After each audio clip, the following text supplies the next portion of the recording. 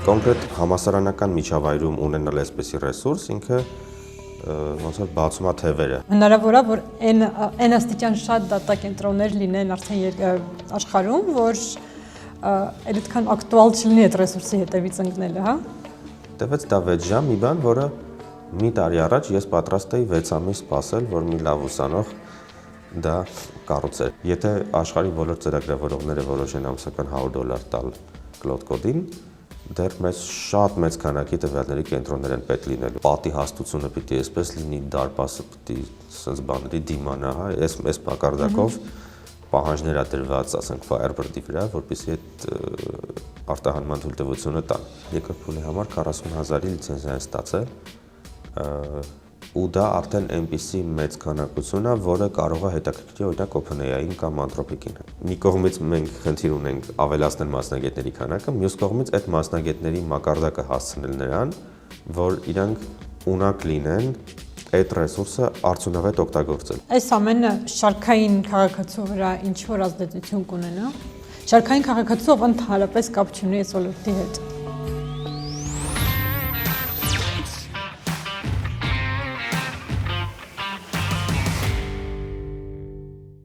Երևանի պետական համալսարանում օրեր առաջ բացվել է տվյալների մշակման կենտրոն, հագեցած նոր գերհամակարգչով, եւ շատ շուտով նաեւ Firebird AI ընկերությունը բացելու է ել ավելի մեծ նման կենտրոն,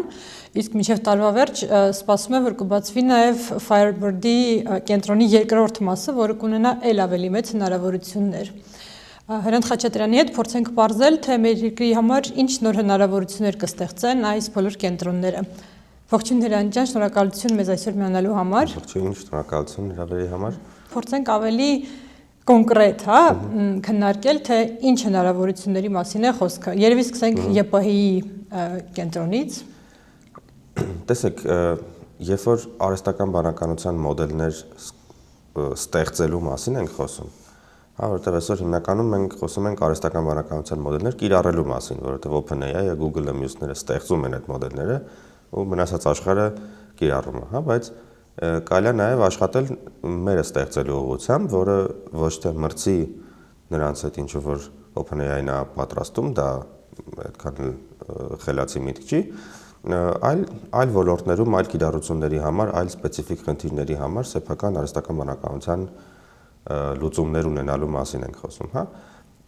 Դրա համար պետք են այդ տեսակ համակարգիչներ։ Եվ քանի դեռ այդ տեսակ համակարգիչներ չկան, մենք ոնց որ sense թևերը կապած լինի, հա, մենք չենք կարողանում ինչ որ չափից, ինչ որ որակից ավելի բարձր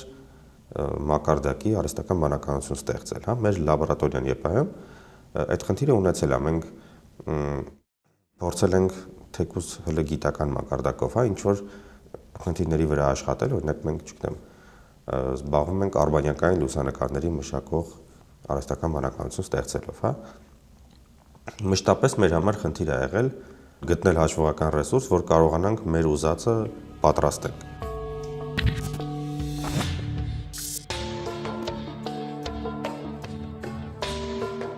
Ինչու՞ չեք կարող օգտվել այլ երկրների դատակենտրոններից, շատ թանկ են, հա։ Իրականում տեսականորեն հնարավոր է, այսինքն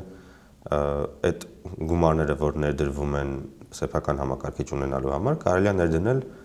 վարձով վերցնելու համար, բայց այդ շատ ավելի քիչ կանխատեսելի է ու գները կարող են տատանվել, հա, հիմնականում իհարկե ժամանակի ընթացքում նույն որակի համակարգչի գինը իջնում է, բայց երբեմն պահանջարկը այնպես է փոխվում, որ նորից գները բարձրանում են ու երբեմն լինում է, որ օրինակ այդ խոշոր այսպես կոչված անպային ծառայություն տրամադրող ընկերությունները, ասենք Amazon-ը, Google-ը եւ այլն, ասում են, որ չունեն այդ պային ազատ ռեսուրս, այսինքն ինչքան ուզում ես վճարի, հա, չկա ուղղակի ու այդ պատճառով ունենալ սեփականը հնարավորություն է տալիս լիարժեք տնօրինել այդ ռեսուրսը, հնարավորություն է տալիս սովորել տնօրինել նման ռեսուրս, հա, դա եւս մի հատ առանձին հմտություն է ու գիտելիք է, թե ինչպես են ընդհանրապես աշխատում այդ տեսակ համակարգիչների հետ, ինչ հարցեր են առաջանում դրա կառավարման հետ կապված, հա, մենք հիմա այդ փուլով անցնում ենք ԵՊՀ-ում, որ ղեկավարման համակարգ ենք սարքում, մեխանիզմներ ենք մշակում, թե ինչպես կարելի է տարբեր գիտական խմբերին հասանելիություն տալ այդ համակարգչին, հա, ու նաև սա առիթ է դառնում, որպեսզի ներդրումներ անենք մարդկային ռեսուրսի մեջ, որպեսզի ստեղծենք այն գիտնականներին եւ մասնագետներին, որոնք ունակ են այդ համակարգիչները օգտագործել։ Հիմա կոնկրետ համասարանական միջավայրում ունենալ այսպիսի ռեսուրս ինքը ոնց որ բացում է թևերը, հա, այդ ոլորտում աշխատող գիտնականների, այս ոնց որ առաջին կարևոր ազդեցությունն է, բայց ինքը նաև հետաքրքիր հնարավորություններ է տալիս այլ երկրների գիտնականների համար հետաքրքիր դառնալու, հա, օրինակ եթե մենք ասենք տարիներ առաջ մտածում էինք թե ինչ գրավիչ պայմաններ կարող ենք ստեղծել Հայաստանում, որը գրավի, ասենք այլ երկրներում սովորող ասպիրանտներին, հա, հայ, ոչ հայ, որոնց կուզենք որ գան Հայաստան, այստեղ աշխատեն, դասավանդեն, թիմեր ղեկավարեն եւ այլ, հա, ընդհանրապես շատ դժվար է այնպիսի պայման ստեղծել, որը գրավիչ կլինի այդ տեսակ մարդկանց համար։ Բայց հաշվողական ռեսուրսը պարզվեց, որ շատ կարևոր ֆակտոր կարող է դառնալ այդ խոսակցության մեջ, հա, որովհետեւ այն ասպիրանտները, այն գիտնականները, որոնք փորձում են մնալ գիտական միջավայրում, այսինքն չեն գնում Google կամ խոշոր ընկերություններ, այլ փորձում են ինչ-որ ակադեմիական ֆորմատով շարունակել իրենց ակադեմիական ազատությունը, հա, հոդվածներ տպել, գիտությամբ զբաղվել եւ այլն, իրենք աշխարհի գրեթե ոչ մի համալսարանում չեն կարողանում գտնել բավարար հաշվողական ռեսուրս։ Այսինքն նույնիսկ ամերիկյան լավագույն համալսարաններում ինչքան էլ իրենք ավելացնում են իրենց հաշվողական ռեսուրսները, միևնույն է, այնքան շատ գիտնականներ ու ասպիրանտներ են փորձում այդ ռեսուրսից օգտվել, որ ամեն մեկին շատ քիչ է հասնում։ Հա, ու դրա համար, երբ որ մենք կարողանում ենք ստեղծել Հայաստանում միջավայր, որտեղ կա համալսարանի համակարգիչը, իսկ հետո նաև մյուսները, ու կարողանում ենք երաշխավորել, որ այստեղ աշխատող գիտնականները միշտ հասանելիություն կունենան որոշակի ռեսուրսի, դա եւս այսպես շատ լավ հնարավորությունների պատուհան է, որ մենք հիմա ակտիվորեն փորձում ենք օգտվել այդ հնարավորությունից, հա, այսինքն բոլորին հրավիրել, եթե դուք գալիս եք Հայաստան, եթե աշխատում եք Հայաստանում սովորող ուսանողների հետ, եթե իրենց հետ ինչ-որ գիտական նախագիծ եք անում, ապա իրենց միջոցով դուք կարող եք ստանալ հասանելիություն հաշվողական ռեսուրսի, ու սա փորձում ենք օգտագործել հենց մասնագիտական համայնքը մեծացնելու համար, հա։ Բայց փաստորեն իրենք պիտի հենց գան Հայաստան, Հայաստանում աշխատեն, որ դրան հասանելիություն ունենան։ Դա լավագույն տարբերակն է, այսինքն մենք կուզենք, որ այդ լինի պայմանը, հա։ Իհարկե շատերը կուզեն առանց գալու, ու այդ դեպքում էլ ինչ-որ մեխանիզմներ մտածում ենք, հա, գուցե ինչ-որ հեռավար ղեկավարեն, ասենք համալսարաններում Հայաստանի մագիստրոսական թեզեր, հա, օրինակ այդ ֆորմատը հիմա քննարկում ենք, որ եթե ղեկավարը այլ երկրից է, բայց ուսանողը ինչ-որ թեզի վրա է աշխատում, այդ ուսանողը ստանում է հասանելիություն ու այդ ռեսուրսը օգտագործում է այն պրոյեկտի համար, որի ղեկավարը դրսում է, հա։ Ու եթե ասենք մի հատ էլ պայման լինի, որ չգիտեմ, մի տարվա ընթացքում ասենք 1 կամ 2 ամիս այդ ղեկավարը անցկացնի Հայաստանում, այդ տեսակ ձևերով էլի ինչ-որ sense միջանկյալ լուծումներ կարելի է տալ։ Այդ ամեն ինչի ազդեցությունն է գիտության ու տաղանդի զարգացման, հա, մարդկային կապիտալի զարգացման վրա։ Կա նաև այլ ասպեկտներ, որը ավելի շատ կապված է կոմերցիոն նախագծերի հետ, քան համալսարանի, հա։ Դուք նշեցիք Firebird-ը, մինչև Firebird-ը եւս մի քիչ ավելի փոքր գերհամակարգիչ սկսվելու է գործարկվել Սևանի մոտ Գագարին գյուղում, դա կոչվում է Elevate, իրենք եւս 500 GPU են բերել եւ կարծեմ ապրիլին իրենց գործարկումը կլինի, հետո էլ արդեն Firebird-ը։ Այս ընկերությունները իրանք այդ համակարգիչները ստեղծում են, որպեսզի վարձով տան, հիմնականում ոչ հայաստանյան հաճախորդներին, հա, հիմնականում դրանք կլինեն երևի ամերիկյան ընկերություններ, բայց սա նաև հնարավորություն է հայկական ընկերությունների համար մտածել թե այդ ռեսուրսներով ինչ կարելի է անել, ու այդ թե Firebird-ը, թե Elevate-ը պատրաստ են այդ տեսակ քննարկումների, հա, ասենք ինչ որ այլ պայմաններով գուցե ավելի բարենպաստ, քան այլ երկրների գործընկերները հասանելիություն ապահովել այդ համակարգիչներին, որպեսզի այդ ընկերությունները, որոնք բիզնես իդեաներ ունեն համակարգչի հիման վրա, կարողանան աճել։ Այդ կամ նույնիսկ ներդրումներ անել այդ ընկերություններում հաշվողական ռեսուրսի տեսքով, հա, այսօր աշխարհում այդպիսի երևույթ կա, որ քանի որ AI-ի հետ կապված ընկերությունների ծախսերի մի զգալի մասը հենց համակարգիչների վարձակալությունն է, հա, երբ որ մի ընկերություն ներդրում է ստանում, ասենք, չգիտեմ, ինչ-որ ամերիկյան միած ստարտափ ստանում է $10 միլիոն ներդրում, վերջում պարզվում է, որ դրանից ասենք 8 միլիոնը ծախսելու է հաշվողական ռեսուրս վարձակալելու վրա։ Այդ դեպքում հիմա արդեն այդպիսի երևույթ կա, որ ներդրողը ոչ թե ոնց որ գումար է ներդնում, այլ հենց համակարգչի հասանելիությունով է ներդրում կատարում, հա, այսինքն ինչ որ փոքր տոկոս ընկերության առնում է ու դրա դիմաց տալիս է հաշվողական ռեսուրս։ Այս տեսակ ձևաչափ կա հիմա աշխարհում ու այս հայկական դատա կենտրոնները եւս ենթադրում են, որ այդ մեխանիզմով կաշխատեն, ինչը էլի ոնց որ նոր հնարավորություններ է ստեղծում Հայաստանում գործող թիմերի համար, որոնք ուզում են AI-ում պրոդուկտներ ստեղծել։ Եվս մի ասպեկտ, որը երևի պակաս կարևոր չի, այնա որ ասենք Firebird-ի դեպքում Firebird-ի հիմնադիրները մարդիկ են, որոնք շատ լավ հասանելիություն ունեն ամերիկյան շուկային, հա, Firebird-ի տնօրենը Ռազմիկ Հովհաննիսյան, ինքը Սան Ֆրանցիսկոյում է ապրում ու շատ լավ կապված է թե ներդրումային ֆոնդերի հետ Ամերիկայում եւ թե բոլոր այդ խոշոր բիզնեսների հետ, հա, ու հենց իրենց հետ աշխատելը այդ առումով պատուհան է բացում դեպի ամերիկյան շուկայի հետաքրքիր խաղացողներ, հա, այսինքն այն փաստը, որ հիմա Firebird-ի շնորհիվ Ռազմիկը շատ ավելի հաճախ է գալիս Հայաստան, շատ ավելի շատ է շփվում հայկական տեխնոլոգիական էկոհամակարգի հետ, այդ եւս ինքը իրանով արդեն մեծ հնարավորություն է բացում մեր ընկերությունների համար, որ իր միջոցով ստանալ այդ կապերը ու բիզնես հնարավորությունները ամերիկյան շուկայում։ Դեռ մի քանի տարի առաջ նման հաշվողական ռեսուրսները ել ավելի անհասանելի էին։ Այսօր անհամեմատ ավելի հասանելի են դառել։ Ինձ հետաքրքիր է նույնիսկ ընդամենը մի քանի տարի հետո ինչքանով այս ոլորտը ընդհանրապես ակտուալ լինելու։ Հնարավոր է, որ այն աստիճան շատ դատա կենտրոններ լինեն արդեն աշխարհում, որ այդքան ակտուալ չլինի այդ ռեսուրսի հետևից ընկնելը, հա։ Տեսեք, այս պահին հաշվողական ռեսուրսի առաջարկը շատ ավելի քիչ է, քան պահանջարկը, հա, որովհետև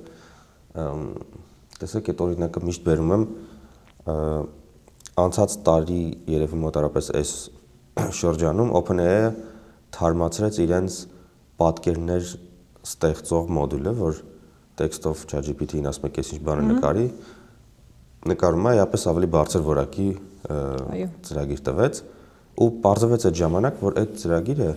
իրենք պատրաստել էին դրանից մի տարի առաջ, բայց հասանելիություն չէին տալիս մարդկանց։ Ու պատճառը այն էր, որ չունեին հաշվողական ռեսուրսներ, որովհետև այդքան մարդ, որ սկսում է այդ նկարները նկարել, դրա համար պետք են համակարգիչներ, որ այդ աշխատացնի։ Հա, ու իրենք տեսել էին, որ քանի որ քիչ են ռեսուրսները, ավելի լավ է այդ հատկությունը, հա, այդ նկար նկարելու բանը ընդհանրապես չբացել մարդկանց համար, քան բացել ու հետո ինչ-որ տարբեր տեղերում խնդիրներ ունենալ, հա։ Այսինքն դա նշանակում է, որ կար AI product, որը պատրաստ էր, ակնհայտ էր, որ դա ունի պահանջարկ, մարդիկ պատրաստ են նույնիսկ դրա համար վճարել, բայց չկար համակարգիչ, որ այդ ամեն ինչը աշխատեր, հա։ Դա այդպես ուժեղ ցուցիչ է, որ պահանջարկը հաշվողական ռեսուրսի առնվազն այդ շատ խոշոր ընկերությունների կողմից շատ ավելի մեծ է, քան առաջարկը։ Հիմա դա կարող է փոխվի, իհարկե, քանի որ շատերն են այդ ոնց որ շուկան այդպես է, չէ, աշխատում մի մասը շուկայի տեսնում է, որ այդպիսի դիսբալանս կա պահանջարկի ու առաջարկի, արագ գցվում է այդտեղ ինչ-որ բաներ պատրաստելու ու հնարավոր է այդպես սցենար, որ ինչ-որ պահի այնքան շատ կառուցվի, որ այդքան կարիք չլինի, բայց առայժմ դրա որևէ նշան չի երևում։ Այսինքն այս պահին այնքան տարօրինակ ձևով են զարգանում ու աճում պահանջարկը ամենատարբեր տեղերում, տեսեք օրինակ վերջին 6 ամսվա ընթացքում էապես բարձրացել է արհեստական բանականության միջոցով ծրագրավորում անելու հնարավորությունները։ Հա, այսինքն եթե 6 ամիս առաջ ծրագրավորողները փորձում էին այդ արհեստական բանականության գործիքները կիրառել իրենց առօրյայում ու տեսնում էին, ասենք, այս մասը վատ է անում, այս մասը լավ չի եւ այլ, երևի այս դեկտեմբերի շուրջ մի հատ տենց թռիչքային աճ եղավ ու հիմա շատ ավելի շատ բաներ է հնարավոր դառնում արհեստական բանականությամբ շատ արագ անել, ասենք, այդ փոքր օրինակ բերեմ, ԵՊՀ-ի այս գերհամակարգիչը իր օգտագործումը մոնիտոր անելու համար դեռ մի 2 տարի առաջ ես մի հատ միտք ունեի, թե ինչ տեսակի ծրագիր եմ ուզում, որ իմ ուզած ձևով բավականաչափ հարմար ցույց տա, թե որ GPU-ն, հա, որ չիպը այդ համակարգչում ինչքանով է զբաղված, երբանից է սկսել զբաղված լինել, ինչքան են սպասել մինչև իր հերթը եկելը, հա, այս տեսակ մի հատ պատկեր ստանալ, որ ասենց մի հատ edge լիներ, ես այդ մի edge-ին նայելով հասկանայի համակարգչում ինչ է կատարվում, որ ասենք եթե ինչ-որ մեկին էլի ռեսուրս է պետք, ես ասես նայեմ, ասեմ, գիտես, ասենք այսօր հույս չկա, կամ ասենք տեսնեմ հերթում ինչքան ռեսուրս է, որը ինչքան է սպասում, հա, ասենց մի հատ պատկերով այդ ամեն ինչը տեսնեմ։ Գործիքներ բազմաթիվ կային ինտերնետում, որոնք ասենք այդ ամեն ինչի մի փուճուր կտորը անում են, հա, բայց այդ մի էկրանի վրա ամբողջ պատկերը տեսնող, ցույց տվող հարմար գործիք չկար։ Ու ես դա տվել էի որպես դիպլոմային աշխատանք մի ուսանողի առաջարկել էի, որ ասենք, չգիտեմ, 6 ամսում կարծում էի, որ կկարողանա դա սարքել, բայց տարբեր պատճառներով չեղավ դա, ու ես մտածում էի, լավ, ասենք մյուս տարի մեկին կգտնեմ, էլի մի 6 ամսում դա կպատրաստի, հա, այս հունվարին, երբ որ դրա կարիքը շատ առաջացավ այս նոր համակարգչի հետ կապված, ես ասացի, լավ, հələ մի հատ փորձեմ այսօրվա արհեստական բանականության գործիքներով, հա։ Ես 6 ժամում դա պատրաստեցի։ Լրիվ աշխատող, իդեալական աշխատող տարբերակ։ աշխատում է, օգտագործում ենք, մտնում ենք, նայում ենք, ասենց առանց որևէ խնդիր, հա։ Տևեց դա 6 ժամ, մի բան, որը մի տարի առաջ ես պատրաստ էի 6 ամիս սպասել, որ մի լավ ուսանող դա կառուցեր, հա։ Հիմա այս տեսակ զարգացումներ են լինում, որը բերում է մեծ պահանջարկի։ Հա, տեսեք, մի հատ էլ օրինակ բերեմ, էլի հենց մեր թիմի վրա, հա, մենք մեր թիմը գիտնականներ են, իրենք փորձում են սարքել նոր արհեստական բանականության մոդուլներ, ուտեղ կա ծրագրավորման կոմպոնենտ, հա, ինքը մենակ ծրագրավորում չի, այնտեղ մտածելու մաս կա շատ երկար, հա, բայց ծրագրավորում էլ կա ու դեռ ամառվանից մենք մեր թիմի համար այդ ծրագրավորման գործիքներից մեկի կուրսորի բաժանորդագրություն ենք առել, որ բոլորը թիմում կարողանան ինչ-որ քանակությամբ այդ կուրսոր գործիքից օգտվել։ Հա, այնտեղ ինչ-որ, ասենք էլի $20 արժի ամսական, որը տալիս է որոշակի քանակ արհեստական բանականությունից օգտվելու։ Ու ասենք դեռ սեպտեմբեր-հոկտեմբեր ամիսներին, ասենք 15 հոգուց երևի երկուսն էին, որ այդ $20-անոց լիմիտին հասնում էին, այսինքն այդ $20-ով ինչքանով որ տրամադրվում է ռեսուրս, այդ ամբողջը օգտագործում էին։ Հա, այս հունվար ամսին ինձ թվում է բոլորը այդ լիմիտը անցան։ Այսինքն դա էլ է ցուցանիշ, որ համ մենք ենք սովորում այդ գործիքներից լավ օգտվել, համ այդ գործիքները արդեն այնքան օգուտ են տալիս, որ բոլորը տեսնում են, որ դրան օգտագործելով կարելի է ինչ-որ լավ արդյունք ստանալ ու սկսում են ավելի շատ օգտագործել։ Ու դա ես տեսնում նաև այլ ընկերություններում, հենց Հայաստանում, բայց նաև Հայաստանից դուրս, որոնք արդեն ամսական 100, 200, $300 տալիս են այդ կլոդի կոդ գրող համակարգին, կուրսորին եւ այլն, որովհետեւ տեսնում են, որ դա հսկայական արժեք է արդեն ավելացնում։ Հա, ու եթե աշխարհի բոլոր ծրագրավորողները որոշեն ամսական $100 տալ կլոդ կոդին, դեռ մեծ շատ մեծ քանակի տվյալների կենտրոններ են պետք լինելու, հա, որովհետեւ այդ ահռելի ռեսուրս է պահանջում այդ ամեն ինչը աշխատացնելը։ Այնպես որ ես այս պահին չեմ տեսնում տենց տեսանելի ապագայում ռիսկ, որ այնքան դատակենտրոն լինի, որ պահանջարկից անցնի։ Ավելին դատակենտրոն հիմնելը բավական մեծ ներդրումներ է պահանջում եւ դա եւս ոչ այնքան հասանելի է շատերի համար։ Հա, ներդրումները մեծ են, բայց գիտեք, ըստ երևույթին աշխարհում ավելի շատ ազատ փող կա, քան մեզ թվում է, այսինքն եթե կա որոշակի էական հավանականություն, որ այդ բիզնես պրոյեկտը կհաջողի, ապա գումարներ գտնվում են, օրինակ Firebird-ի այդ ֆոնդը հայթայթման process-ը տենց հերվից տեսել եմ, հա, ինչ որ շատ չեմ մասնակցել, բայց մոտավորապես տեսնում եմ ինչով են զբաղվում, հա, կային դժվարություններ ընթացքում, բայց երբեք չեմ տեսել, որ դա այնպիսի ռիսկ համարվի, որ գիտեք չկարողանանք այդ, ասենք, $500 միլիոն գտնել ու դա դառնա ձախողման պատճառ, հա, շատ ավելի մեծ ռիսկ էր, ասենք, այդ Ամերիկայի կառավարության կողմից տրվող լիցենզիան, որ թույլատրեն դա արտահանել Հայաստան, հա, ասենք դա բիզնեսի տեսակետից շատ մեծ ռիսկ է, որովհետև ինչ-որ մի հատ քաղաքական որոշում է միտեղ կայացվում, ու չես հասկանում էլի ինչ անես, որ այդ որոշումը Դա եւս դժվարացնում է դատակենտրոն հիմնել այդ դեպքում։ Դա շատ բարդացնում է մեր տեսակ երկրների համար, որոնք այդ ցուցակում են, որտեղ էքսպորտ անելու համար պետք է լիցենզիա, ու բարեբախտաբար Firebird-ը թե առաջի փուլի եւ թե արդեն երկրորդ փուլի համար դա կարողացավ ստանալ։ Մենք էլ ԵՊՀ-ի համար դա ստացել ենք, մի 6 ամիս սպասում էինք մինչեւ 24 թվականին 6 ամիս տևեց, մինչև Ամերիկայի կառավարությունը թույլ տվեց, որ այդ փոքրը գա ԵՊՀ, հա։ Իսկ այս մեծերի համար շատ ավելի բարդ է, որովհետև, չգիտեմ, անվտանգության պահանջներ են դնում, օրինակ մեր վրա տենց ինչ-որ շատ խիստ պահանջներ դրված չի, իսկ այստեղ ասենք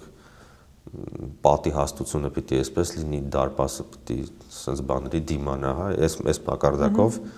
պահանջներ է դրված, ասենք Firebird-ի վրա, որպեսզի այդ արտահանման թույլտվությունը տան։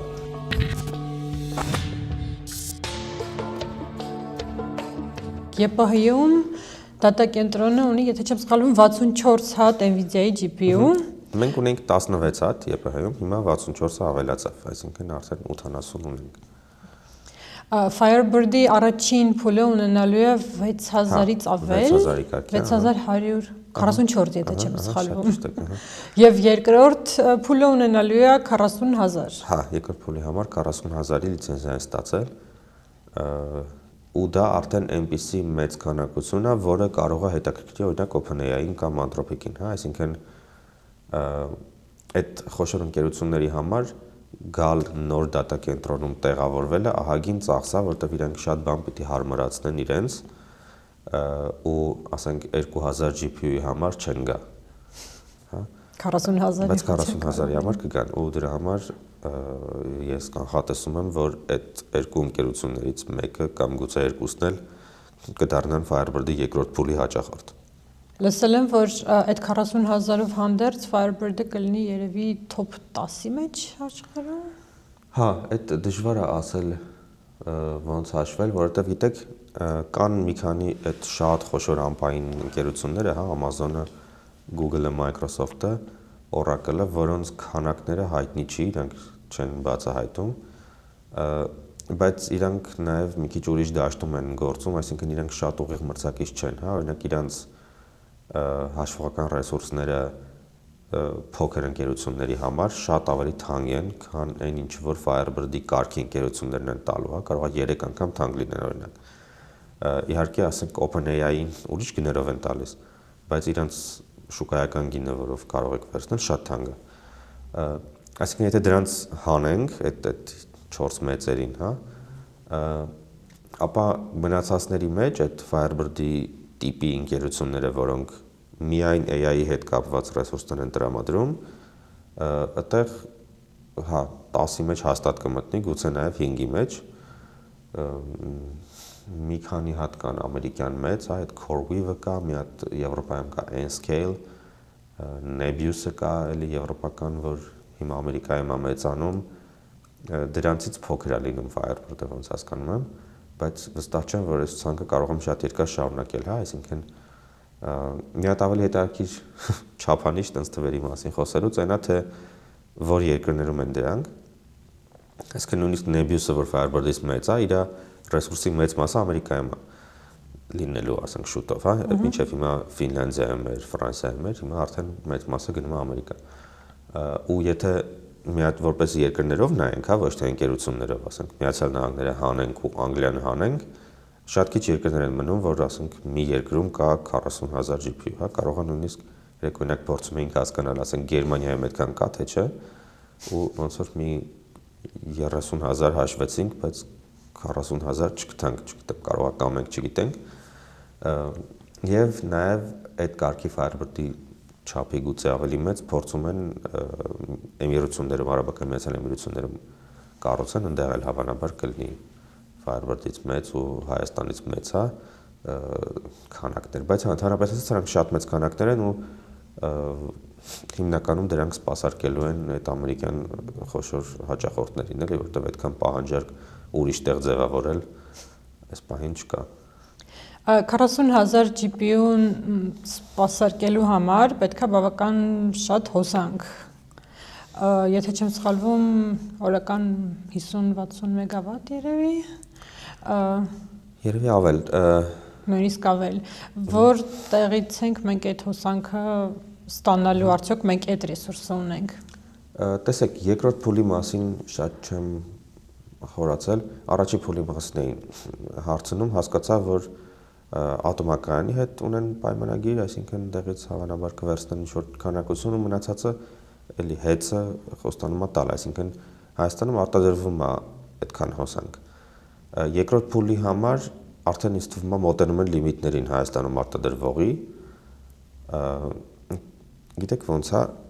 եթե ճիշտ եմ հասկանում, Հայաստանում կա նաև ռեսուրս ավելի թանկ հոսանք արտադրելու, որը այդքան չի արվում, որովհետև շատ թանկ է, հա, մասնավորապես Հրազդանի ջեկում, ինչքան գիտեմ, այդ 5-րդ էներգաբլոկը կարելի է ավելի ուժեղ աշխատացնել ու ավելի շատ հոսանք ստանալ, ուղղակի շատ ավելի թանկ կլինի։ Բայց այս ոլորտում այդ հոսանքի գինը ոնց որ այդքան կարևոր չի, որովհետև համակարգիչները այնքան թանկ են ու իրանց ամբողջ ռեսուրսը ծախսում, ասենք, մի 4-5 տարվա մեջ, հա, քանի դեռ իրանք շուկայում շատ մեծ պահանջարկ ունեն, հա, 4-5 տարուց հետո էլի կունենան պահանջարկ, բայց արդեն շատ ավելի էժան։ Այսինքն այս ընկերությունների նպատակն է 4-5 տարում մաքսիմալ վաճառել այդ ռեսուրսը ու այդ հաշվական ռեսուրսի գինը, չիպերի գինը, հա, այդ 4 տարվա վերաբաժանած այնքան բարձր է, որ հոսանքը մի քիչ էժան կլինի, թե մի քիչ թանկ, այդքան շատ չի ազդում։ Դրա համար հնարավոր է, որ նույնիսկ Հայաստանում արտադրվող թանկ հոսանքը սկսվի ավելի շատ արտադրվել այդ պահանջարկը սպասարկելու համար։ Բայց չկա հավանականություն, որ այդ ավելի թանկ հոսանքը կոպիտ ասած կնպաստի նաև նրան, որ սովորական հաճախորդների համար բարձրանան գները։ Կարծում եմ չէ, բայց շատ լավ չեմ հասկանում այդ գնագոյացումը այդ ոլորտում, դրա համար կարող է սխալվեմ, ուղղակի իմ տպավորությամբ այդ եթե ինչ-որ մի էլեկտրաէներգիա արտադրող ընկերության ասում ես ավելի շատ արտադրի, ես ուղիղ կառնեմ, դա չի ազդում հեծի գների վրա։ Հա, հեծի գինը որոշվում է այն արտադրողներով, որից հեծն է առնում։ Իսկ եթե դու ուղիղ ես առնում արտադրողից, դա չպետք է ազդի։ Ինչքան որ հասկանում եմ Հայաստանում ոնց է այդ համակարգը սարքած, Հայաստանում 2 տարի առաջ ազատականացվեց էլեկտրաէներգիայի շուկան, ինչը նշանակում է, որ մի սպառողը կարող է ուղիղ ձեռք բերել հոսանքը արտադրողից։ Այդ դեպքում գինը որոշվում է իրենց բանակցություններով, ոչ թե հեծի ստանդարտ սակագնով, հա, ու դրանից կախված չպետք է հեծի սակագինը փոխվի իմ հասկանալով։ Հեծը ինքն էլ է բանակցում այդ բոլորի հետ, ինչ որ բաներ գներա որոշում ու դրանց միջինը դառնում է սովորական սպառողների գինը, հա, բայց եթե դու ուղիղ խոսում ես արտադրողի հետ, դա չպետք է ազդի։ Ես դեռ չգիտեմ Հայաստանում ոնց է ամեն ինչը կկազմակերպվի, բայց շատ եմ կարդացել, որ ԱՄՆ-ում սովորական հաճախորդների համար սա միջարկ խնդիրներ է ստեղծել ու գների բարձրացում եւ այլն։ Հա, տեսեք, ԱՄՆ-ում ուրիշ ձևագնագոյացում է լինում, այնտեղ շատ դինամիկ է գնագոյացումը։ Այդ պահին առաջարկի պահանջարկի հարաբերությամբ է որոշվում, հա, ասենք ցերեկը եթե արևային պանելները շատ են արտադրում, հոսանքի գինը երբեմն իջնում է մինուս, հա, այսինքն էլ ցանցած մը խնդրում եմ առեք էլի, ես դες կվճարեմ, մենակ առեք, որտեղ չգիտեմ ինչ անեմ այս հոսանքի հետ։ Իսկ ասենք, եթե արև չկա եւ այլն, ինչ որ էլեկտրակայան չի աշխատում, կարող է գինը շատ բարձրանա։ Դրա համար այնտեղ մի խաղացողը եթե մտնում է շուկա որպես մեծ սպառող, այդ պահանջարկ առաջարկի հարաբերությունը կտրուկ կարող է փոխվի ու բոլոր մարդիկ հենց այդ պայմանների մեջ են, նույն խաղի մեջ են։ Հայաստանում տենց չի, էլի, Հայաստանում ոնց որ հեծի սպառողները շուկայականով չեն, ոնց որ տենց շատ դինամիկ չի, հոսանքի գինը ամենվարկյան չի փոխվում։ Դրա համար ինձ թվում է այստեղ ավելի ապահով է, բայց կարող է ինչ որ դետալներ կա, որ չեմ հասկանում, դրա համար չեմ ուզում շատ վստահ ասեմ, որ ոչինչ չի փոխվի։ Ես նաև տեսնում եմ, որ արդեն կան խոսակցություններ, թե ոնց մեծացնել Հայաստանում էլեկտրաէներգիայի արտադրությունը։ Տեսեք, այդ ատոմակայանի խոսակցությունը կա եւ այլն, բայց դա շատ երկարատև է, ասենք ատոմակայանի, ասեմ 10 տարի կտևի մինչեւ սարքեն։ Բայց հիմա արդեն երևում է, որ կարելի է ավելի շատ հոսանք արտադրել ու փորձել ավելի շատ դատակենտրոններ ստեղծել, հա։ Եվ այդ սցենաներում քննարկվում է թե ավելի շատ գազի հիման վրա ինչ-որ բաներ անել, որովհետև դա արագ է, հա, կարելի է 2 տարում կազմակերպել, եւ թե արևայինը պլյուս ակումուլյատորներ, հա, պլյուս կուտակիչներ։ Եթե հաջողվի Հայաստանում, գիտեք, որ վերջի տարիներին արևային էլեկտրակայանները շատ ավելի արագ են աճել, քան սպասվում էր, ու ոնց հասկանում եմ, կուտակման տեխնոլոգիաները այդքան չեն աճել, ինչքան պետք է այդքան արևայինի համար, հա։ Հավանաբար ինչ որ լուծումներ կարելի է մտածել, որ կուտակիչներ շատ տեղադրվեն Հայաստանում ու էլի մեծանան արևային էլեկտրակայանները, ու դա հավանաբար ամենաարագ ձևն է նոր էլեկտրաէներգիայի աղբյուր ունենալու, որը կարող է ապահովել նաև այլ այս տեսակ պրոյեկտներ, հա։ Ինձ թվում է Firebird-ը կարող է ունենալ նաև շարունակություններ, հա, Firebird-ի պլաններում ընդհանրապես կան երրորդ փուլ, չորրորդ փուլ ու ոչ միայն Հայաստանում, իրենք նայում են նաև այլ երկրներում, որտեղ կարող են սարքել, որտեղ հոսանք լինի, էլի, հա։ Ես ինչքան հասկանում եմ, եթե մենք կարողանանք Հայաստանում էապես ավելի շատ հոսանք ստանալ, կարելի է Firebird-ի հաջորդ փուլերից էլի ունենալ Հայաստանում, ու բացի Firebird-ից էլի կլինեն կարծում ներդրողներ, որոնք հետաքրքրված կլինեն այդ ոլորտ մտնել, հա, դրա համար այդ էներգետիկայի աշխարհը շատ հետաքրքիր է դառնում, շատ կտրուկ փոխվեց այդ էներգետիկայի նկատմամբ վերաբերմունքը, էլի, ասենք 1-2 տարի առաջ, երբ որ քննարկումներ կար, ասենք կառավարությունում երևում էր, որ խոսում են, որ ատոմակայանը ընտրենք, հա, այս կամ այն, ասենք բացի այդ քաղաքական ասպեկտից, այնտեղ հաճախ արգումենտ էր հնչում, որ ասենք 1 գիգավատ էլեկտրակայանը, ատոմակայանը Հայաստանի համար կարող է շատ լինի։ Հա, հիմա այս խոսակցությունները արդեն դարել են անհեթեթ, էլի, որովհետև 1 գիգավատը դա մի հատ մեծ դատակենտրոն է, էլի, ասենք Ամերիկայում կան 1 գիգավատանոց, այսինքն ամբողջ Հայաստանի հոսանքի չափ մի դատակենտրոն, ասենք Google-ը ունի, Amazon-ը ունի, հա, այնպես որ հավանաբար այդտեղ արդեն չափից ավելի շատ հոսանք հնարավոր չի, էլի, միշտ կարելի է գտնել դրա սպառողին, ու սա առիթ է, որ մտածենք, թե տեղ ինչ կարելի է անել, ինչ հետաքրքիր լուծումներ կարող ենք բերել, որ հնարավորինս արագ մեծացնենք մեր էլեկտրաէներգիայի արտադրությունը։ Ինձ հետաքրքիր է ոնց են այսպես կոչված պլան B-ն ապահովում նման մեծ դատա ցենտրների համար։ ԵՊՀ-ում ինչքան գիտեմ կա դիզելային գեներատոր, նո բայց այնտեղ համեմատաբար փոքր կենտրոն է, իսկ մեծի համար ոնց է կարելի դա։ Նույն բանն է, էլի ունենում են հսկայական քանակի դիզելային գեներատորներ, որ եթե հոսանքը ինչ որ պատճառով խափանվում է, ինչ որ պահի կորում է, դրանք ապահովեն անխափան ընթաց։ Գիտեք, ԵՊՀ-ի դեպքում ԵՊՀ-ի դատա ցենտրը այդտենց հետաքրքիր ոնց որ տեխնոլոգիայի դեմոնստրացիա է, էլի, թե ինչեր է հնարավոր անել, ինչ որակի կարելի է հասցնել ու բավական ապահով է սարքած, այսինքն այնքան այնպես արած, որ նույնիսկ չգիտեմ, մի գեներատորը որ փչանա, մյուսը կհերիքի, հա, այսպես ամեն ինչը այս տեսակ մտածած է ու այդ կարգի բաներ նույնիսկ այն պայմաններում, երբ որ ԵՊՀ-ի համար այդ 100% հասանելիությունն ու անխափանությունը հաճախ այդքան քրիտիկական չի, ասենք, եթե դրա կիրառությունների մեծ մասը գիտական պրոյեկտներ են, եթե մի հատ ասենք գիտական պրոյեկտ, չգիտեմ, մի օր հետ ընկնի, տենց մեծ կատաստրոֆա չի, էլի, բայց օրինակ եթե Firebird-ը աշխատում է, ասենք OpenAI-ի հետ, վաղը միսօր, հա, OpenAI-ը մեկ էլ մի օր հանկած դառնում անհասանելի, այդ շատ մեծ խնդրեմ է, հա, որովհետև մարդիկ այդ պահին այդ համակարգչից օգտվում էին։ Դրա համար իրանց համար այդ շատ ավելի սուր հարց է ու իրանք շատ ավելի ուշադիր պետք է լինեն այդ ամեն ինչը կազմակերպելու, հաստատ անում են, այդտեղ այդ նորություն չի, էլի, այսինքն այդ բոլոր խոշոր տվյալների կենտրոնները աշխարհում այդ հարցերը լուծում են ու այդտեղ կա գիտելիք, որը պետք է բերել Հայաստան, հա, Հայաստանում էլ ինչ-որ չափով կա այդ տեսագիտելիք, բայց նաև սա լավ առիթ է, որ հասկանալ, թե աշխարհը ուր է հասել այս ոլորտում ու այդ գիտելիքն էլ բերել։ Իսկ սառեցնելու հարցը ոնց է կազմակերպվում, թե ԵՊՀ-ում եւ թե Firebird-ը ոնց է կազմակերպելու, եթե տեղյակ եք։ ԵՊՀ-ում ուրեմն իրանք այդ համակարգիչները, իրանք տաք օդ են փչում, հա, ոնց որ աշխատանքի ընթացքում օդը տաքացնում է ու դուրս են հանում ու համակարգչի հետևում դրված են հատուկ դռներ, ոնց որ այդ պահարանը, որի մեջ համակարգիչներն են, ունի ոնց որ դուռ ու այդ դռան մեջ ռադիատոր է ու այդ դրա միջով հեղուկ է հոսում, այդ տաք օդը այդ հեղուկը տաքացնում է ու այդ տաք հեղուկը խողովակներով գնում է դուրս, դրսում դրած են մեծ սարքեր են, որ կոչվում են չիլերներ, այդ չիլերը այդ տաք հեղուկը սառեցնում է ջերմությունը դուրս է գալիս ու արդեն սառը հեղուկը պտտվում հետ է գալիս։ Ինքը ասենց փակ համակարգ է, մեջը լցվում է տենց հեղուկ ինչ որ ջուր է եւ անտիֆրիզի ինչ որ խառնուրդ է, որը տենց անդադ պտտվում է ու ասում են որ տենց չգիտեմ տարին մեկ ուղղակի ստուգեք որ ճնշումը ճիշտ լինի, կարող է մի քիչ պետքա ջուր ավելացնել եւ այլն, այս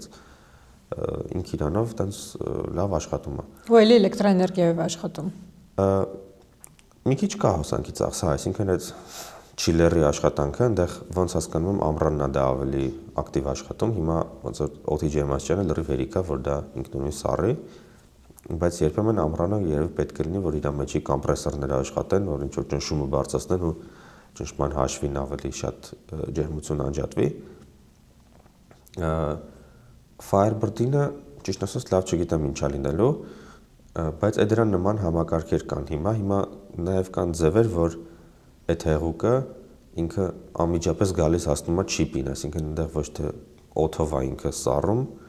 այլ հենց հեղուկը գալիս մտնում է համակարգչի մեջ,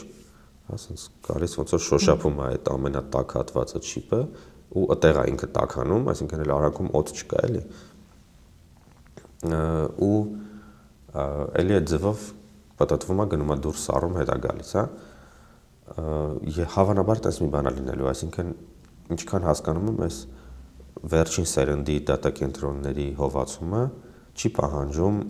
ջրի անընդհատ հոսք, հա, այսինքն մի անգամ լցնում ես համակարգի մեջ, ինքը պտտվում է։ Ինքը ցիրկուլյացիա է անում։ Հա, որտեվ օրինակ ավելի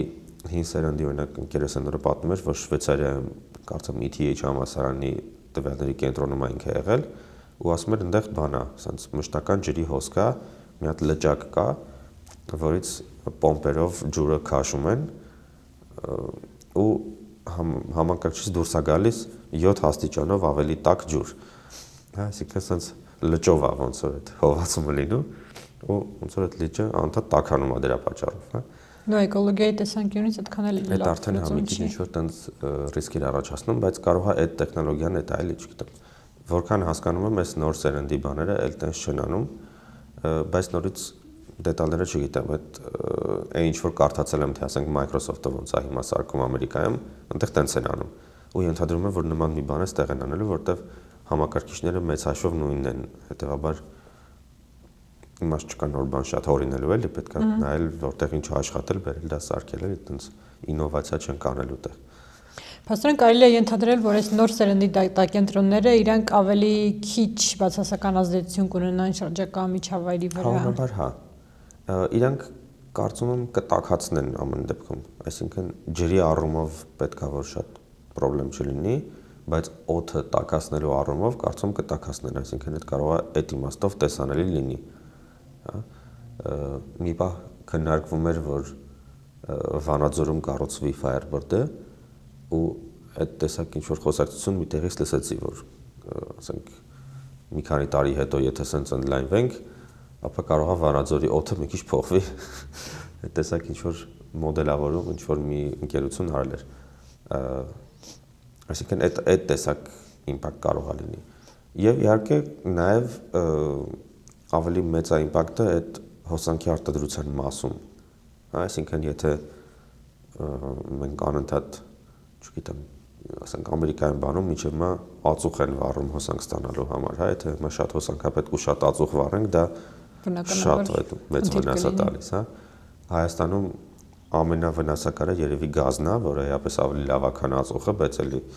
շատ լավ չի։ Այդ մաստով կարող ասենք, եթե չգիտեմ, գազի ծախսը մեծանա, դա էլ ինչ որ իմպակտ կունենա, իսկ արևայիններն էլ իրանց տարօրինակ հետևանքներ ունեն, հա, այսինքն կոնկրետ եթե Հայաստանում ենք դնում այդ պանելները, այդքան վնաս Հայաստանին չի տալիս, հա, ասենք այդ հողը ծածկելը եւ այլն ինչ-որ էական բան չի, բայց ասենք, չգիտեմ, Չինաստանում որտեղ արտադրվում են այդ արևային պանելները, այնտեղ այդ արտադրության փուլում ինչ որ վնասներ լինում են, հա, թե այդ հանքարդյունաբերության этаպում, երբ որ այդ հատուկ նյութերն են հանում, որոնք պետք են այդ պանելներին, հա, թե ընդհանրապես այդ արևայինի շղթան էլ ամեն դեպս դրա կառուցումը, սպասարկումը ու հետո այդ հները թափելը բավականին էկոլոգիական խնդիրներ ունենում է, հա, նույնը ակումուլյատորների հետ կապված, հա, դրանց արտադրությունն էլ ու վերջում թափոնների մշակումը եւս էկոլոգիական հարց է։ Բայց հա կարծում եմ, որ այդքան վատ բալանս չի, հա, թե այս սրա տված էֆեկտը, այդ էներգիայի տված էֆեկտը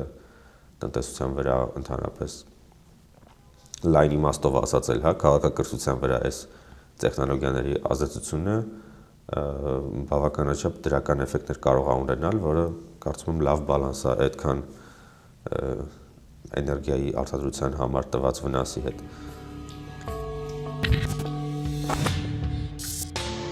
Եթե պատկերացնենք, որ ԵՊՀ-ի ու Firebird-ի առաջին հատվածի տվյալների կենտրոնի ու գերհամակարգչի հետ աշխատելու համար պետք է օրինակ 100 մասնագետ, մենք այս պահին 100-ից քանիսը ունենք։ Տեսեք, ԵՊՀ-ի մասով ունենք, այսինքն հենց մեր թիմը, մյուս թիմերը, որ ԵՊՀ-ում կան, կարծում եմ, որ մենք շատ շուտով կհասնենք այդ համակարգչի լիարժեք օգտագործման, հա։ Արդեն մի 10 օր առաջ մի օր եղավ, որ այդ ամբողջ 64-ը լրիվ զբաղված էր, հա, տենց լրիվ ծանրաբեռն։ Բայց այնպես չի, որ ամեն օր այդպես է, հա։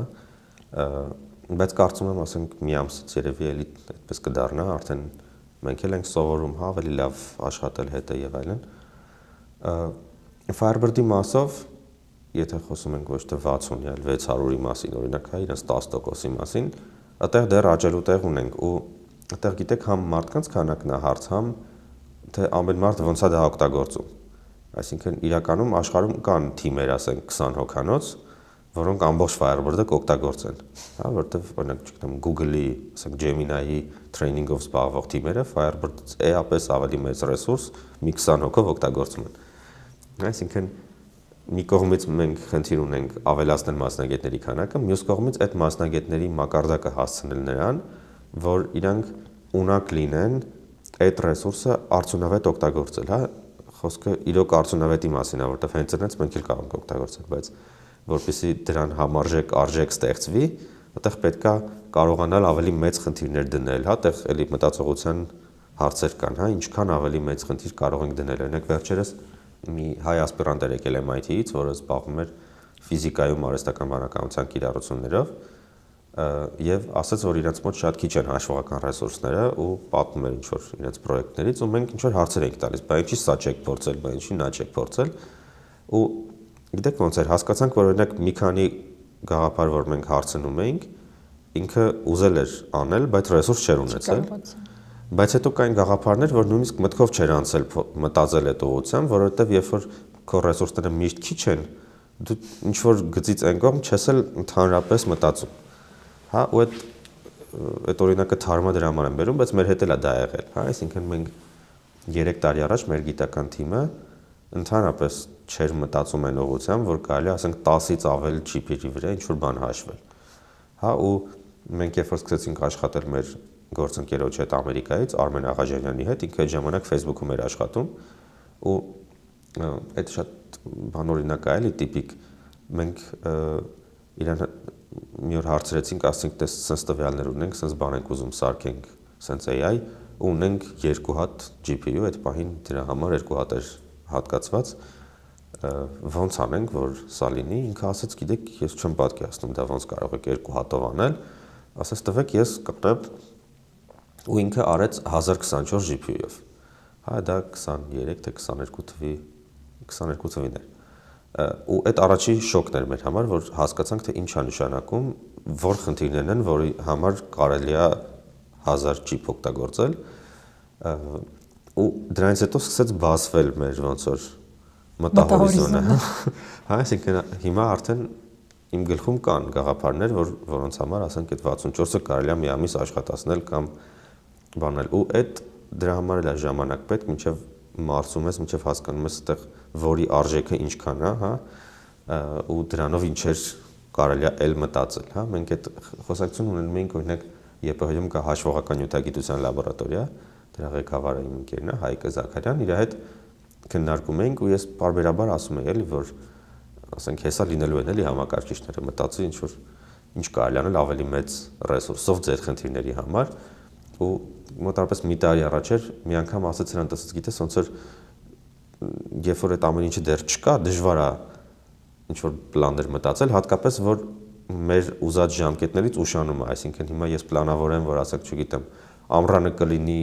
մի հատ պրոյեկտ սարքեմ դրա շուրջ եւ այլն, մեկ էլ ամառը գալիս է ու չկա համակարգիչը, ինչ անեմ էլի, հա, ոնց որ պետքա հերթով գնալ էլի, հիմա արդեն որ այդ ռեսուրսների մի ահագին մասը կա, մնացածն էլ շուտով կլինի,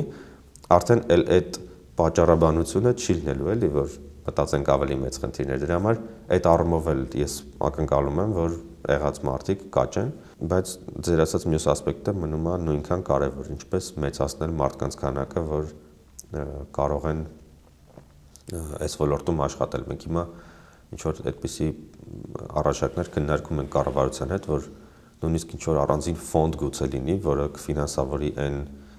գիտնականներին, ասպիրանտներին, որոնք կուզենան այս ուղղության մեջ խորանալ, հա, այդ առումով իրականում ահագին հետ ենք ընկած, էլի, սա պետք էր մի տարի առաջ անել, մենք խոսում ենք, բայց կառավարությունը այդքան արագ չի, էլի, արձագանքում այդ մտքերին,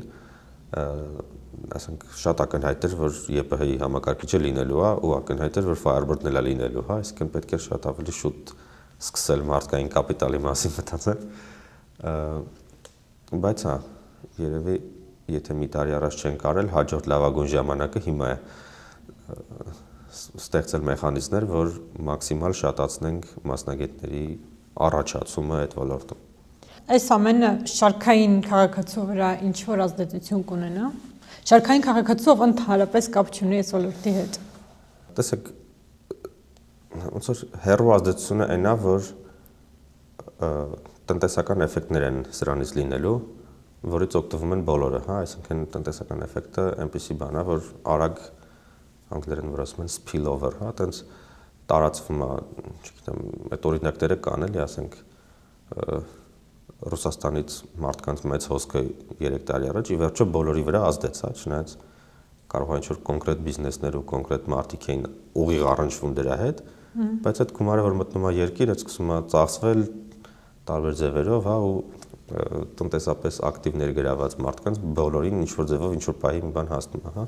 այսինքն այդ էֆեկտը հաստատ կլինի, բայց ես նաև ուզում եմ, գիտեք ինչի վրա ուշադրություն դարձնել, որ այս ամեն ինչը հնարավորություն է տալիս, որ շատ ավելի շատ մարդիկ կապված լինեն այս թեմայի հետ, այսինքն դուք որ ասում եք այն մարդկանց վրա, որոնք ընդհանրապես կապ չունեն այս թեմայի հետ, սա առիթ է, որ շատ ավելի շատ մարդիկ սկսեն կապվել այս թեմայի հետ, հա, առաջին հերթին որպես օգտագործող նախ եւ առաջ, այսինքն ավելի լուրջ վերաբերվեն արհեստական բանականության գործիքներին, փորձել հասկանալ, թե առօրյայում ամենատարբեր հարցերում կենցաղից սկսած վերջացած աշխատանքային այս գործիքները ոնց կարող են մեր կյանքի որակը բարձրացնել, ոնց կարող են մեր արդյունավետությունն ու արտադրողականությունը բարձրացնել։ Հետո ներգրավել այդ արդյունավետություն բարձրացնող գործիքների ստեղծման մեջ, հա, այսինքն տեսեք օրինակ հիմա արդեն ինչ որ մարդիկ, որոնք ասենք ծրագրավորման հետ կապ չունեն, բայց միշտ ուզեցել են ունենան ինչ որ ծրագրեր իրենց ինչ որ գործերի համար, թեկուզ իրենց բիզնեսի համար, իրենց ինչ որ տեսակի գործունեության համար, հիմա հասկանում են, որ այս նոր սերնդի գործիքներով արդեն պետք չի վարձել 10 թանկ ծրագրավորողներ եւ 2 տարի սպասել, մինչեւ նրանք այդ ծրագիրը կսարքեն, հա, ամեն ինչը էժանանում ու հեշտանում է, ինչը նոր հնարավորություններ է բացում, նոր պրոդուկտներ ստեղծելու, նոր գործիքներ ստեղծելու համար ու կարելի է դրանից արագ օգտվել, հա, այսինքն այդ առումով էլ է, այսինքն դուք նույնիսկ եթե ծրագրավորման հետ կապ չունեք ու AI հետ կապ չունեք, բայց ունեք բիզնես գաղափար, որի համար պետք էր մի հատ ծրագրային միջոց, մի հատ software, մի հատ, չգիտեմ, սարք, մի բան, այդ ամեն ինչի ստանալու բարիերը իջել է ու դա էլ է մի հատ հնարավորություն այս տեխնոլոգիաների հետ մոտիկից առնչվել ու նոր արժեք ստեղծել, հա, այսինքն ես կարծում եմ, որ այս ճանապարհը ավելի կարևոր է, որ մենք զգանք, ասենք ես երևի կուզեի, որ օրինակ, չգիտեմ, նույնիսկ կառավարության մակարդակով հայտարարվեր, որ ժողովուրդ այս ուղղության վրա տեսնում եք ինչքան ներդրում է արվում ու շարունակվելու են շատ ներդրում անել, հա։ Սկսեք սովորել դա, սկսեք կիրառել դա, սկսեք, չգիտեմ, ձեր երեխաներին ուղարկեք այս մասնագիտության մոտ մասնագիտություններով սովորեն ու այդ ուղիղ էֆեկտները այս process-ների մարդկանց վրա մեծացնել հենց այդ ճանապարհով։ Շատ շնորհակալություն Հրանտ ջան այս հետաքրքիր զրույցի համար։ Ես եմ շատ շնորհակալ։